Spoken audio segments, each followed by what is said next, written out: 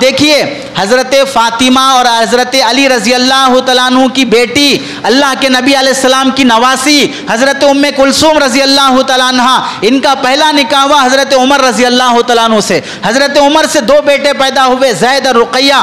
حضرت عمر شہید ہو گئے، ان کی شہادت کے بعد دوسرا نکاح ہوا حضرت اللہ کے نبی علیہ السلام کی نواسی حضرت فاطمہ کی بیٹی، آل رسول اور اہل بیت سے ہیں۔ جب یہ بیوہ ہوئی تو حضرت عون بن جعفر بن ابی طالب رضی اللہ تعالیٰ یہ نکاح کا پیغام بھیجے اور نکاح کر لیا۔ جب وہ انتقال ہو گئے پھر بیوہ بن گئی اللہ کے نبی علیہ السلام کی نواسی۔ تیسرا نکاح ہو رہا ہے محمد بن جعفر سے۔ جب وہ انتقال ہو گئے چوتھی مرتبہ بیوہ بن رہی ہے تو پر چوتھا نکاح ہو رہا ہے عبداللہ بن جعفر رضی اللہ تعالیٰ عنہ سے۔ کیسا بہترین سماج ہے، بیوہ ہوئی دوسرا سہارا بننے کے لیے تیار ہوا۔ اور ہم بیوہ عورت کو نکاح میں رکھنا نہیں چاہیں گے، بیوہ عورت کو رکھیل بنا کے رکھنا چاہیں گے، راشن دیں گے، کپڑے دیں گے، زکوٰۃ کا پیسہ دیں گے، لیکن اسے عزت دار گھرانہ دینے کے لیے تیار نہیں ہوں گے۔